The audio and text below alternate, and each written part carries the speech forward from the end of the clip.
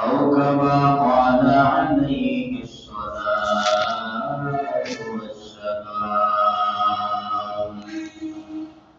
اللهم صل على محمد النبي الأمي وعلى آله وسلم تسليما. سبحانك لا علم لنا إلا ما علمتنا إنك أنت العليم الحكيم.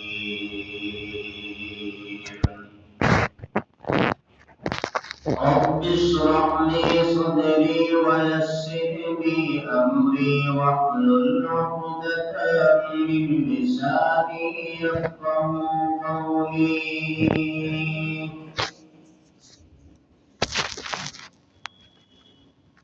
رب زدني علما. رب اشرح لي صدري ويسر لي أمري واحلل عقدة من لساني يفقهوا قولي.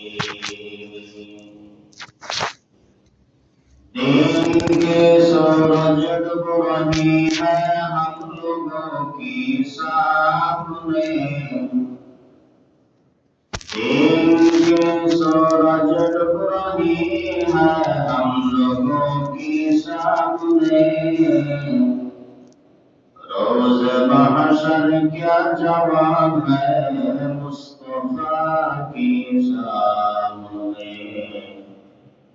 روز محشر کیا جواب ہے مصطفیٰ کی سامنے. حقیقت بھول جائے گی وقت امتحان.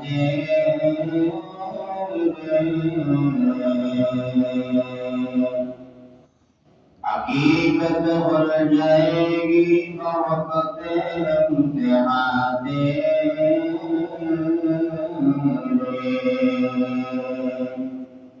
کہ سستی میں محنت میں گزاری زندگی تو نے.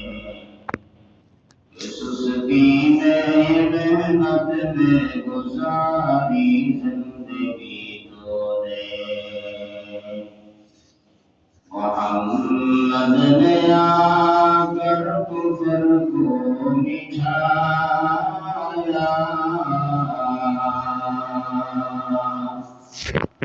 محمد نے آ کر کفر کو مٹھایا.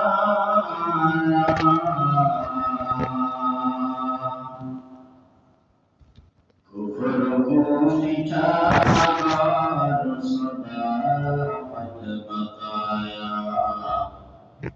کفر کو مٹھا کر صداقت بتایا.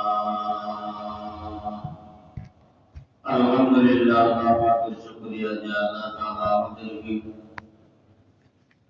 دنیا میں ہزاروں অসংখ্য গণিত ব্যস্ততাকে পেছনে ফেলে জামাত সালাত আদায় করার জন্য আল্লাহর ঘর সর্বোৎকৃষ্ট জায়গা মসজিদে আসার জন্য আল্লাহ পাক তৌফিক দান করেছেন. সে মহান রব্বুল আলামিনের দরবারে শুকরিয়া জ্ঞাপন করি আলহামদুলিল্লাহ.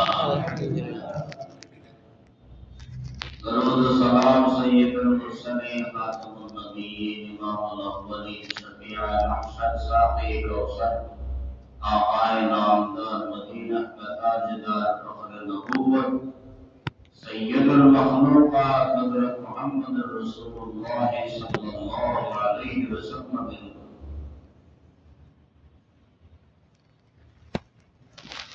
اللہ تعالیٰ شکریہ بندہ যখন দুনিয়ার জমিনের মধ্যে থাকে একবার আলহামদুলিল্লাহ বলে আল্লাহ বলেন তোমার এই নিয়ামতের শুকরিয়া আদায়ের বিনিময়ে আমি আল্লাহ তাআলা তোমাকে নিয়ামতকে বৃদ্ধি করে দিই. আর যদি বান্দা আমার তো 24টা ঘন্টা মন গাইতেছে অথচ আমার একটা মিনিট একটা সেকেন্ডের জন্য অনুদান গাইতে তুমি রাজি নও, তাহলে বান্দা তুমি মনে রাখো তোমার মতো নির্মম খারাপ দুনিয়াতে কেউ নাই. তোমার জন্য কঠিন যে শাস্তি দুনিয়ার কোন মানুষের সহ্য করার মতো শক্তি নাই, সেই রকম শাস্তি তোমার জন্য বিদ্যমান হয়ে আছে।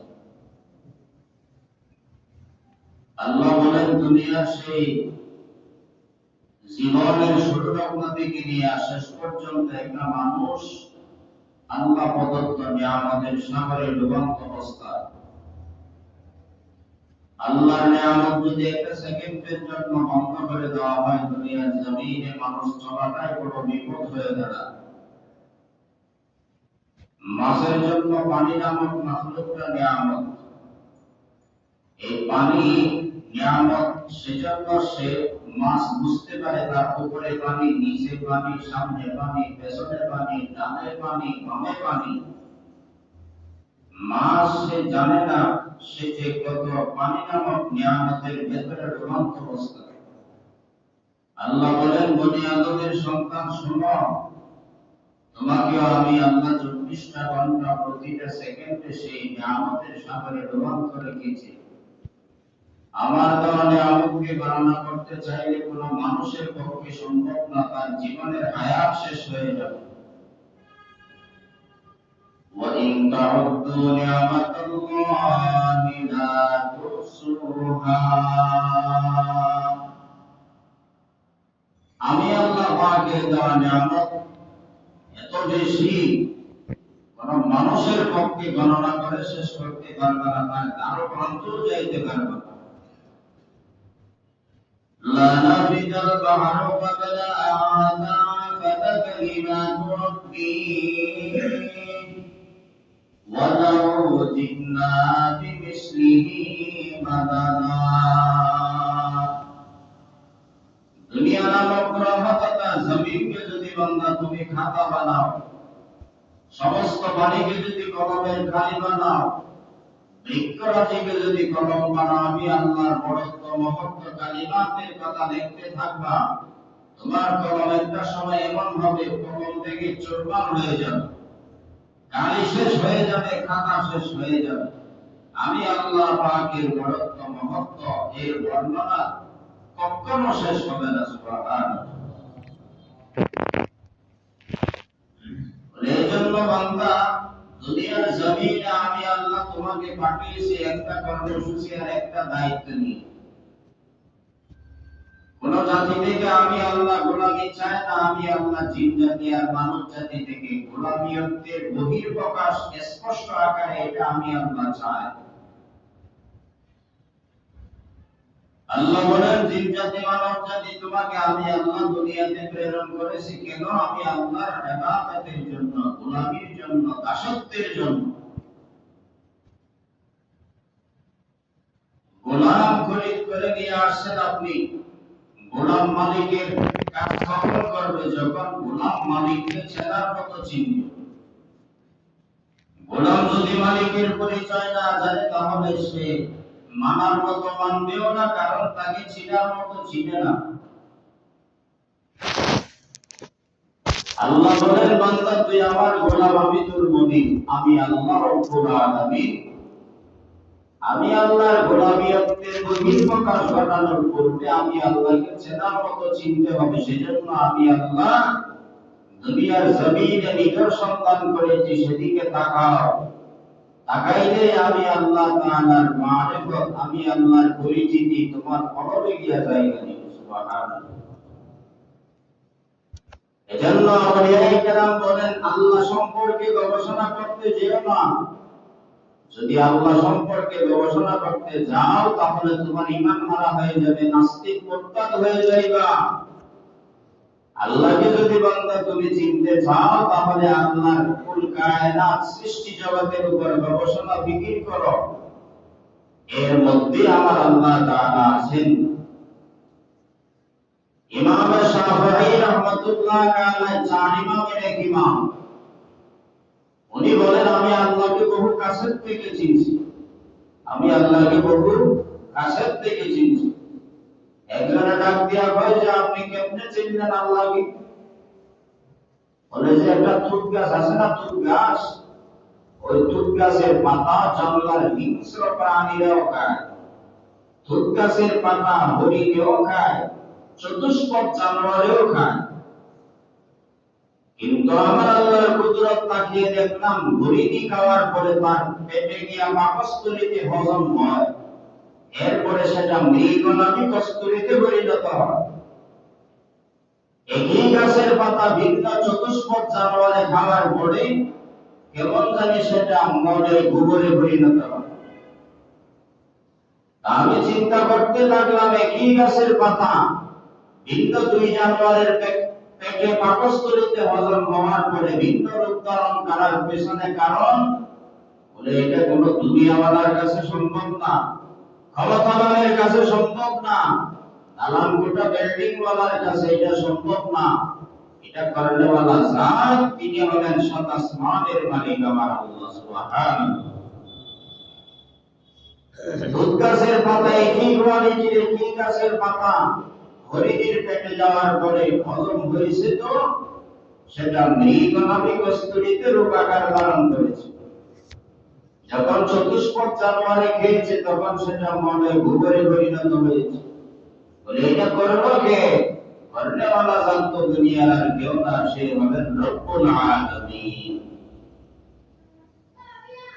ইমাম মালিক রাহমাতুল্লাহ আলাইহি বলেন,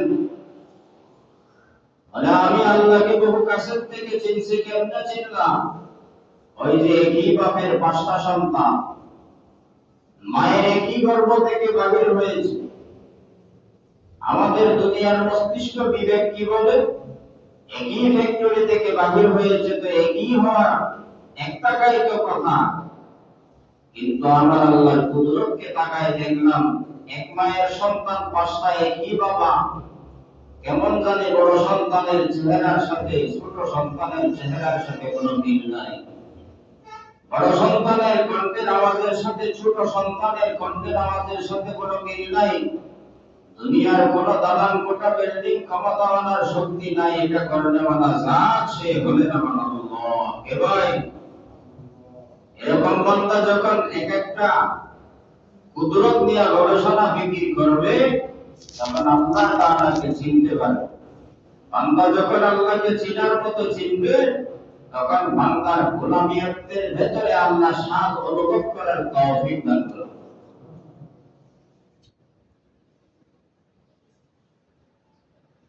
এজন্য আমি খুতবার পরে আয়াত তিলাওয়াত করেছি। আল্লাহ বলেন, وَلَنَبْلُوَنَّكُمْ بِشَيْءٍ مِّنَ الْخَوْفِ وَالْجُوعِ وَنَقْصٍ مِّنَ الْأَمْوَالِ وَالْأَنفُسِ وَالثَّمَرَاتِ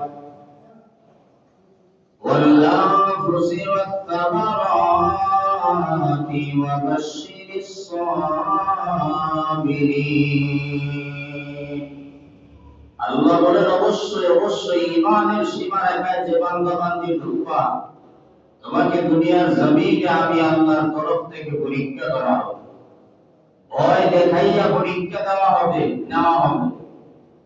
ওয়ালজুই, ক্ষুধার মাধ্যমে পরীক্ষা নেওয়া হবে। যার ঈমান যত মজবুত হবে, যত উচ্চ স্তরের হবে, তার পরীক্ষাও হবে তত বড়। রাসূল আরবি সাল্লাল্লাহু আলাইহি ওয়াসাল্লামের হাতে গড়া সাহাবী হযরত বেলাল হাবশী রাদিয়াল্লাহু তাআলা আনহু, রাসূলের হাতে গড়া সাহাবী, মায়ার নবীর বড় মহব্বতের সাহাবী হযরত বেলাল। বেলাল হাবশী রাদিয়াল্লাহু তাআলা আনহু ঈমান আনার কারণে, লা ইলাহা ইল্লাল্লাহ মুহাম্মাদুর রাসূলুল্লাহ সীমারেখায় প্রবেশ করার কারণে আবার আল্লাহ তাআলা তার ঈমানের পরীক্ষা বেলালের উপর জারি করে দিলেন। বেলাল হাবশী রাস্তা দিয়ে যায়, হঠাৎ করে উমাইয়া ডাক দিয়া কইলে, গোলামের ঘরের গোলাম বেলাল, আসো, তুমি আমার বাড়িতে গোলামির জন্য তোমাকে নিয়োগ করা হয়েছে। তুমি আমার বাড়িতে গোলামির কাজ কর্ম করবা, বিনিময়ে তোমাকে বেতন দেওয়া হবে রে বেলাল। বেলাল হাবশী রাদিয়াল্লাহু তাআলা আনহু উমাইয়া উমাইয়ার বাড়িতে গোলামির কাজ করে যা পায় তা দিয়া সংসার চালায় বেলাল। হযরত বেলাল হাবশী রাদিয়াল্লাহু তাআলা আনহু একদিন কাজ করতেছেন উমাইয়ার বাড়িতে, আর জিহ্বা নাড়াইয়া আল্লাহ তাআলার নামে জিকিরের আওয়াজ শুরু হয়ে যায়। সুবহানাল্লাহ, আরো জোরে বলুন সুবহানাল্লাহ। বেলাল হাবশী রাদিয়াল্লাহু তাআলা আনহু উমাইয়ার বাড়িতে গোলামির কাজ করে আর জিকিরের আওয়াজ, আহাদ আহাদ আহাদ, আমার আল্লাহ একমাত্র এক, আমার আল্লাহ ব্যতীত ভিন্ন কোনো মাবুদ নাই। হযরত বেলাল হাবশী রাদিয়াল্লাহু তাআলা আনহুর জবানে জিকিরের আওয়াজ উমাইয়ার কানের মধ্যে যখন চলিয়া যায়, উমাইয়া ডাক দিয়া কইবে, বেলাল কার নামে জিকির করো? বেলাল হাবশী ডাক দিয়া কয়, বলে আমি তো আমার মালিকের নামে জিকির করি। উমাইয়া জানে না বেকুবের ঘরের বেওয়াকুফ। উমাইয়া মনে করেছে বলে এমন মালিক, এমন গোলাম তো দুনিয়াতে আর ভিন্ন কোনদিন পাইলাম না। মালিকের কাজ করে আমার কাজের ফাঁকে ফাঁকে মালিকের নামে জিকির করে। সে কি মনে করছে বলে আমার নামে জিকির করে।